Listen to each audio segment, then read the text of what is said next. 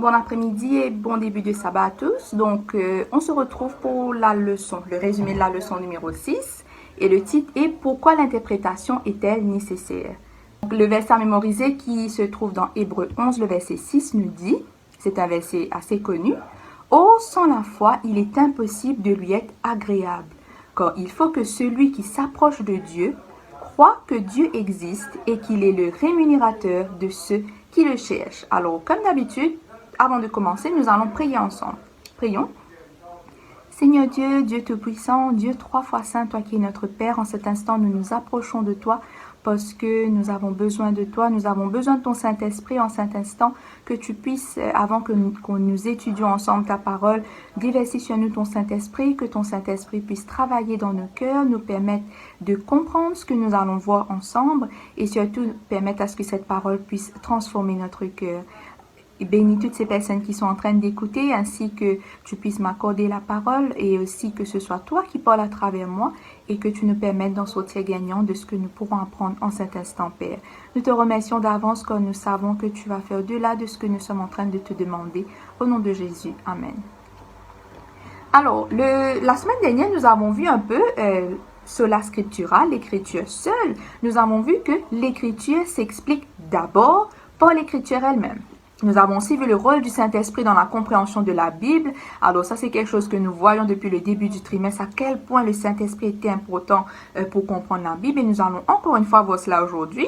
Nous avons aussi vu les écrits d'Ellen White, que les écrits d'Ellen White ne remplacent à aucun moment la Bible. Bien au contraire, elle dit elle-même qu'elle est une petite lumière. Ces écrits sont une petite lumière qui mène à la grande lumière qui est la Bible. Et nous avons aussi vu l'unicité de la Bible qui lui donne son côté divin, cette harmonie que nous avons de la Genèse à l'Apocalypse, même si ça a été écrit pendant avec plus de 40 générations, il y a quand même une harmonie parfaite, allons dire. C'est ce qui donne à la Bible son côté divin et c'est ce qui fait que quand nous lisons la Bible, elle a ce pouvoir de transformer notre vie, allons dire. Et cette semaine, aujourd'hui, durant cette semaine, si vous avez l'occasion de lire, vous avez l'occasion de voir un peu, vous avez l'occasion de voir que pendant cette semaine, on nous parle de comment est-ce que nous pouvons interpréter la Bible et quels principes est-ce que nous devons utiliser quant à l'interprétation de la Bible.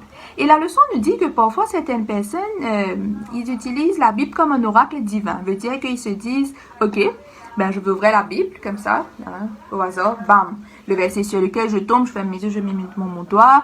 Ah ouais, ce verset, ils vont lire ce verset et l'appliquer à eux. Alors que c'est une erreur. Pourquoi? Parce que nous avons vu la semaine dernière, un texte ne doit pas être enlevé hors de son contexte. Je ne peux pas ouvrir la Bible, choisir un verset au hasard et le prendre et en faire ce que je veux. Il faut que je lise ce qui est écrit avant, ce qui est écrit après pour comprendre le contexte. Et la leçon nous donne un exemple. Par exemple, dans Genèse 3, le verset 15, un verset qu'on connaît bien.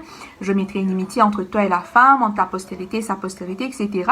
Donc, si une femme, allons dire, son mari décide de lui quitter pour aller avec une autre femme et elle décide d'ouvrir ce verset, elle voit je mettrai une inimitié entre toi et la femme, elle se dit ah ouais, donc son mari qui est parti avec l'autre femme, ben, Dieu va mettre une inimitié entre lui et son autre femme, etc. Et le couple va se casser, etc. Donc ça, c'est prendre les textes hors de son contexte. Et la leçon, la Bible nous avertit contre cela, une chose qui ne doit pas être faite. La partie de samedi nous dit bien tout texte sans contexte devient rapidement un prétexte pour ses propres objectifs et ses propres idées. Et nous devons faire bien attention à cela, du fait que nous ne prenions pas un texte au hasard ou hors de son contexte pour appuyer nos opinions ou pour en faire ce que nous voulons. Alors, pourquoi est-ce que c'est important de s'attarder sur l'interprétation de la Bible? Rappelez-vous bien qu'on a tous une façon différente d'aborder la Bible. Comme nous avons vu la semaine d'avant, nous avons des traditions, des cultures, nos expériences, notre raison, notre raisonnement, nos convictions. Il y a toutes ces choses qui font que nous allons interpréter la Bible différemment. Par exemple, les disciples de Jésus, quand Jésus était venu sur terre, ils avaient la forte conviction que Jésus était venu et qu'il allait devenir roi pour les délivrer des Romains. Et leur conviction était, allons dire, écrasée quand ils ont vu que Jésus est venu, il est mort, donc il n'y a pas eu de grand royaume, etc.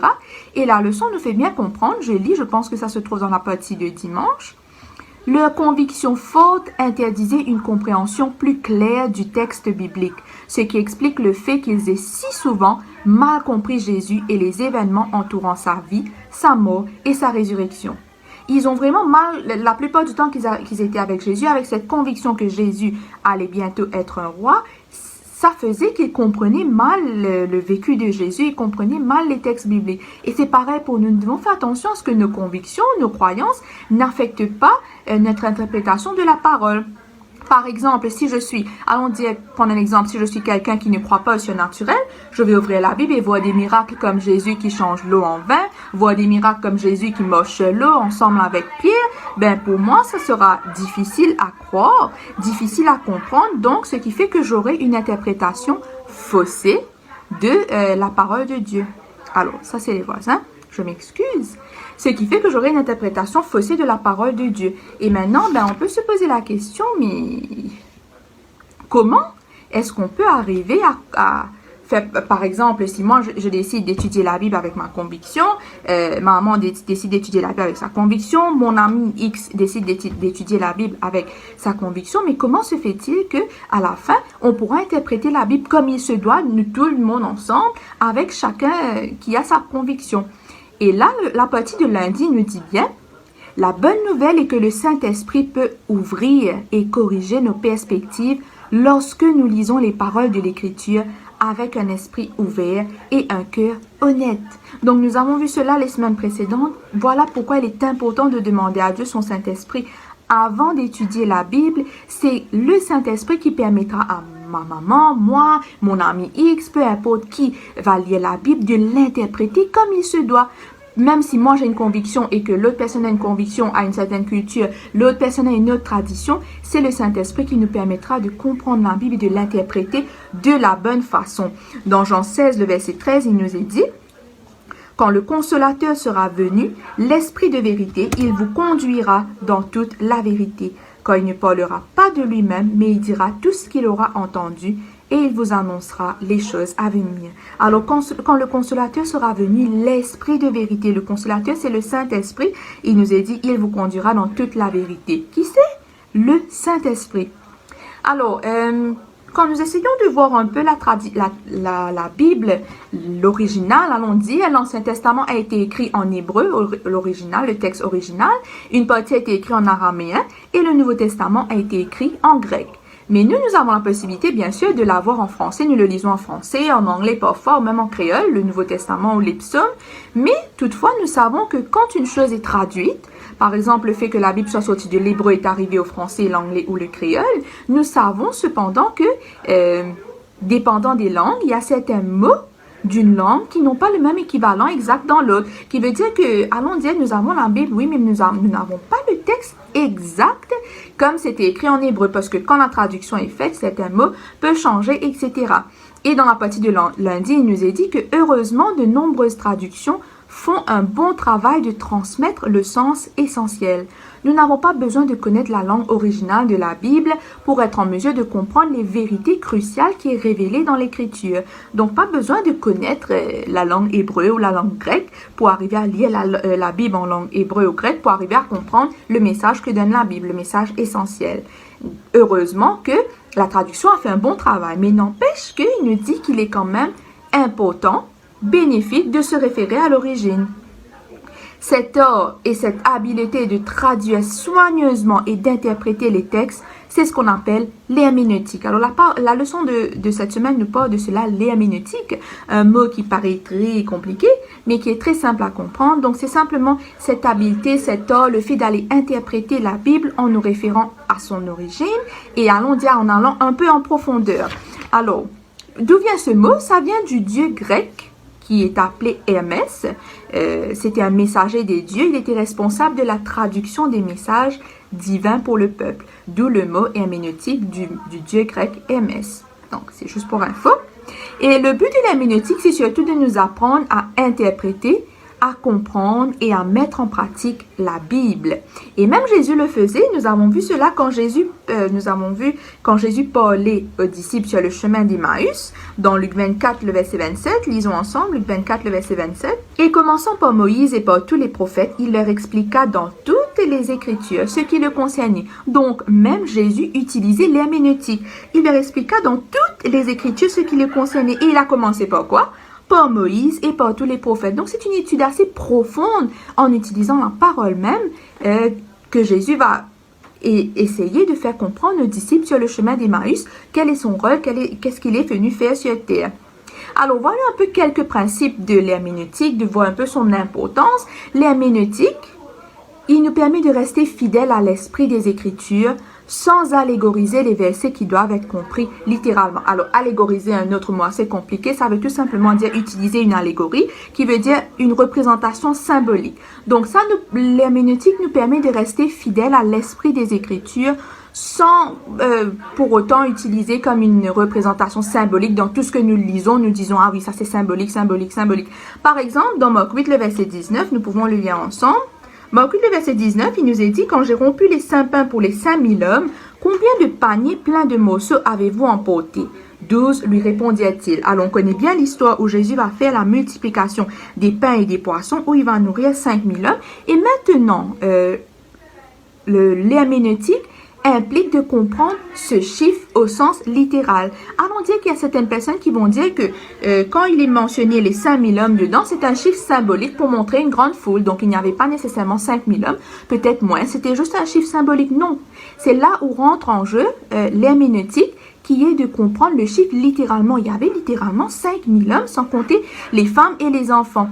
Il n'y a pas à lire entre les lignes, il n'y a pas de symbole dedans, ce n'est pas comme une parabole, non. C'est à comprendre au sens littéral. Et voilà un peu l'importance de l'herméneutique qui nous permet de comprendre, de faire la différence entre qu'est-ce qui est symbolique et qu'est-ce qui doit être compris littéralement. Si nous n'allons pas en profondeur dans l'étude de la Bible, allons dire, nous n'allons pas comprendre ce principe. Un autre principe herméneutique qui est très crucial nous dit que les passages doivent être interprétés d'une manière contextuelle, en tenant compte de l'histoire, de l'historique et aussi grammatical. L'historique qui veut dire comprendre la culture, comprendre l'arrière-plan de l'histoire, allons dire, et grammatical, tenir compte du concept d'un verset pour arriver à comprendre le sens. Allons dire que par exemple dans la Bible, nous avons, vous allez voir dans, je pense, dans le livre de Corinthiens, où il est dit qu'une femme doit porter un voile, ne doit pas un homme ne doit pas se laisser les cheveux longs, etc., etc. Mais maintenant, si je viens avec ce texte, je le prends au sens propre, comme ça, je viens et je viens imposer ça aux personnes dans l'église. Je dis, toutes les femmes qui rentrent dans l'église, vous devez porter un voile, etc. Ce sera une grosse erreur. Pourquoi? Parce que la culture de l'époque et la culture de maintenant, c'est un monde de différence. Donc, c'est important. Voilà un autre principe crucial de l'herméneutique, de comprendre l'historique, la culture, pour arriver à interpréter la Bible comme il se doit. Et un autre principe, nous avons vu cela la semaine dernière, que l'écriture s'interprète toujours le mieux par l'écriture elle-même. Pour comprendre un passage, il faut toujours commencer par le comparer à d'autres passages qui est dans la Bible. Alors le but même de l'herméneutique, le but d'interpréter la Bible, d'aller étudier la Bible en profondeur, allons dire, c'est de trouver la bonne interprétation du texte inspiré. Si nous n'allons pas utiliser l'herméneutique, nous n'allons peut-être pas comprendre nous n'allons pas avoir la bonne interprétation du texte. Ensuite, l'herméneutique nous protège contre une fausse application de l'écriture et de nos propres opinions qui parfois faussent carrément notre compréhension. Nous avons vu ça au début, que nous prenons un texte par rapport à nos opinions, nous faisons ce que nous voulons de ce texte, mais l'herméneutique nous permet de comprendre le sens exact de ce texte.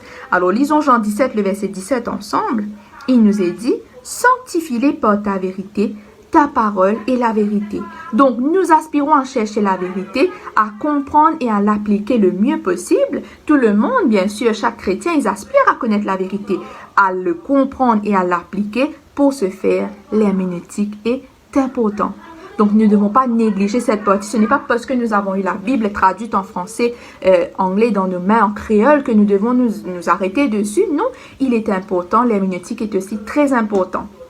Alors, voyons un peu la Bible et la culture. Dans les leçons précédentes, encore une fois, on a vu que la Bible, même si elle a été donnée à une culture spécifique, elle ne se limite pas à cette culture, qui veut dire qu'elle est toujours d'actualité. Et la partie de mardi nous dit, notre péché et notre besoin du salut ne se limitent pas à une seule culture. Nous avons tous besoin du salut qui nous est offert par la mort et la résurrection de Jésus-Christ. Alors, les vérités de la Bible vont au-delà des circonstances locales et limitées dans lequel les textes bibliques ont été écrits. La preuve, jusqu'à aujourd'hui, même dans ma culture, qui est totalement différente de la culture de plus de 2000 ans de cela, même dans ma culture, la Bible m'est énormément utile. La Bible, elle est toujours d'actualité. Alors, comme je l'ai dit tout à l'heure, là, parfois, il est important de connaître la culture, de connaître le background de l'histoire pour arriver à mieux comprendre. Et surtout, quand nous partageons l'écriture, il est important de comprendre cela, de connaître cela. Le message divin donné dans une culture particulière transcende cette culture particulière et parle à tous les êtres humains. Elle transcende la culture d'il y a plus de 2000 ans de cela et elle parle à nous tous depuis plus de 2000 ans jusqu'à aujourd'hui et elle continuera de parler à tous les êtres humains qui auront cette Bible entre leurs mains. Et maintenant, pour que nous puissions arriver à interpréter la Bible comme il se doit, nous devons prier pour que Dieu transforme notre nature pécheresse. Malheureusement, nous sommes nés dans le péché, ce qui fait que de nature, nous avons une nature pécheresse. Allons dire qu'un enfant, quand il va naître, il sera plus facile pour lui, pourtant personne ne va l'apprendre à être égoïste, mais il sera plus facile pour lui d'être égoïste, de dire je ne vais pas partager mes jouets, plutôt que de dire je vais partager avec amour mes jouets. Pourquoi? Parce que nous avons une nature pécheresse. Personne ne s'est assis, lui a dit tu dois être égoïste, ne l'a appris à faire cela, mais c'est en nous, nous avons une nature pécheresse et c'est pour cela que nous devons prier que Dieu transforme cette nature pécheresse. Et pourquoi est-ce important? Parce que cette nature pécheresse affecte notre compréhension de l'écriture. Alors, lisons Jean 12, le verset 42 à 43. Cependant, même parmi les chefs, plusieurs crurent en lui, mais à cause des pharisiens, ils n'en faisaient pas l'aveu, dans la crainte d'être exclus de la synagogue, car ils aimaient la gloire des hommes plutôt que la gloire de Dieu. Ce verset est très important, car ils aimaient la gloire des hommes plutôt que la gloire de Dieu. Donc, ils ont préféré ne pas croire en ce que Jésus disait. C'était des personnes qui étaient présentes ici, à cause des pharisiens, mais aussi parce qu'ils aimaient la gloire des hommes plutôt que la gloire de Dieu. Donc, on revient à cela dans un petit moment. La leçon nous dit, nos esprits et nos pensées sont corrompus par le péché et par conséquent, on ferme l'accès à la vérité de Dieu. C'est ce qui fait que quand nous lisons la parole de Dieu, notre nature pécheresse affecte notre compréhension. Prenons quelques exemples. Allons prendre l'exemple d'une personne qui est orgueilleuse. Si je viens et que j'étudie la Bible avec une attitude orgueilleuse, je vais en l'étudiant m'élever au-dessus de la Bible. Qui veut dire que je vais lire la Bible, je peux lire 4-5 passages par jour, lire plusieurs chapitres, mais avec cette attitude d'orgueil que j'ai, je voudrais avoir moi le dernier mot. Donc, moi, je veux que la Bible, je vais le lire de façon à ce que ce soit moi qui ai le dernier mot. Il faut que ce soit ma raison humaine, ma raison orgueilleuse qui ait le dernier mot. Et cette attitude, malheureusement, étouffe l'autorité divine de la Bible. Alors, un autre exemple, un autre point, c'est que il y a certaines personnes qui vont venir étudier la Bible, mais ils vont écouter ou lire seulement ce qui les attire. Donc, en lisant la Bible, ils vont voir que, ça me reproche, on dirait qu'ils sont en train de s'adresser à moi, on dirait qu'ils me font une reproche, je ne vais pas lire ça, je vais lire que ce qui me fait plaisir. Ce genre d'attitude fait qu'on n'aime pas être corrigé, on se sent visé quand on lit la parole de Dieu, ce qui fait qu'on lit que ce qui nous fait plaisir. On va aller dans les psaumes, on va lire ce qui est bien, ce qui est doux, etc. Ça, c'est un grand danger parce que c'est mal interpréter l'écriture. L'écriture ne peut pas faire effet en nous quand nous nous approchons de Dieu, quand nous lisons la parole de Dieu avec cette attitude. Il y a d'autres catégories de personnes qui vont venir en étudiant la Bible. Parfois, ça peut être nous-mêmes. Nous venons étudier la Bible déjà avec un doute en tête. J'avais parlé de cela dans une des leçons précédentes. Nous venons étudier la Bible, nous avons déjà plein de doutes et nous étudions la Bible avec cet esprit de doute, ce qui fait que quand on commence par le doute, l'interprétation du texte biblique ne mènera jamais à la certitude. Si, comme je vous avais dit une fois, vous venez étudier la Bible en doutant de la puissance de Dieu, vous trouverez des textes qui vous aideraient à douter encore plus. Pourquoi? Parce que nous sommes venus avec cette attitude et c'est très dangereux. Et parfois même, nous venons avec un cœur fermé, qui veut dire que nous lisons, il y a parfois des personnes qui peuvent lire la Bible tous les jours. Il y a plusieurs passages, il y a plusieurs chapitres, connaître la Bible presque par cœur, mais leur cœur reste fermé, qui veut dire qu'il n'y a nous ne voyons aucune transformation parce que la parole de Dieu n'arrive pas à l'atteindre. Et malheureusement, encore une fois, c'est un grand danger. Lisons ensemble 2 Pierre 3, le verset 15 à 16. Il nous est dit, « Croyez que la patience de notre Seigneur est votre salut, comme notre bien-aimé frère Paul vous l'a aussi écrit, selon la sagesse qui lui a été donnée. C'est ce qu'il fait dans toutes les lettres où il parle de ces choses dans lesquelles il y a des points difficiles à comprendre, dont les personnes ignorantes et mal affermies tordent le sens, comme celui des autres écritures, pour leur propre ruine. Comme l'apôtre Paul lui dit lui-même, il y a des personnes, il y a des points difficiles à comprendre dont les personnes ignorantes, qu'est-ce qui se passe? Ils vont tordre le sens des Écritures. C'est ce que nous venons de voir quand nous approchons de Dieu, quand nous ouvrons la parole de Dieu avec toutes ces attitudes que nous venons de mentionner. C'est un grand danger pour nous-mêmes. La partie de mercredi nous dit, nous devrions aborder la Bible comment? Dans la foi et la soumission. La foi et la soumission, et toujours demander le Saint-Esprit. Voilà pourquoi j'insiste sur le fait, avant d'ouvrir la parole de Dieu, il est important de prier et de demander à Dieu le Saint-Esprit. Et pourquoi est-ce que c'est important de bien comprendre la Bible? Pourquoi est-ce que l'interprétation de la Bible est aussi importante? Si je viens et que j'interprète la Bible mal, ça me donne une fausse conclusion et j'aurai une fausse perception de Dieu. Au lieu de voir le caractère de Dieu à travers la Bible, apprendre à connaître le vrai caractère de Dieu, ce que je vais voir sera faussé puisque je suis en train de mal interpréter la Bible. Au lieu de voir l'amour de Dieu, je vais voir la colère de Dieu. Au lieu de voir un Dieu qui prend patience avec son peuple, je vais voir un Dieu qui punit. Et tout ça sera lié à ma façon d'interpréter la Bible. Et parfois aussi, on ne se rend pas compte, mais dans l'Église, une mauvaise interprétation de la Bible affecte carrément la mission de l'Église. La partie de jeudi nous dit bien cela. Écoutez bien. Sans une interprétation correcte de la Bible, il ne peut y avoir d'unité de doctrine et d'enseignement, et donc pas d'unité de l'Église et de mission. Une théologie déformée conduit inévitablement, qui veut dire que c'est pas possible de l'éviter, à une mission déficiente et déformée. Et c'est un grand danger si une théologie déformée est prêché dans les églises, et si nous comprenons mal nous-mêmes, si nous sommes confus, quel message est-ce que nous allons délivrer aux autres? Si nous sommes confus, si nous avons mal interprété la Bible, ben nous allons enseigner une mauvaise interprétation de la Bible, ce qui devient un danger, allons dire un double danger.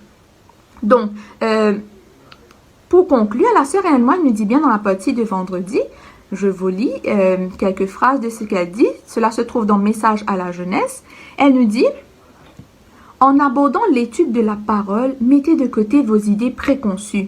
Quand nous étudions la Bible, il nous faut mettre de côté toutes les idées, toutes nos opinions. Il nous faut nous concentrer, comme nous a dit la petite mercredi, étudier la Bible en toute soumission.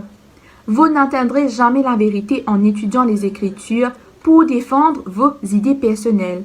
Je ne peux pas venir vers la parole de Dieu en ayant une opinion, une idée, et je me dis, je vais utiliser la parole pour défendre cette idée. Ça devrait être le contraire. C'est la parole qui doit façonner mes idées, qui doit former des idées, allons dire, en moi, et non pas mes idées qui doivent venir s'imposer sur la parole de Dieu. La parole donne de l'intelligence à l'humble chercheur qui s'assied aux pieds du Christ pour recevoir de lui la vérité. On avait parlé de ça la semaine dernière. Le commencement de la sagesse, c'est la crainte de Dieu. Pour arriver à être sage, pour arriver à être intelligent, pas besoin de tellement de diplômes, etc. Oui, c'est très important, bien sûr, mais le plus important, c'est la crainte de l'Éternel, c'est l'étude de la parole, et ça rend intelligent, croyez-moi.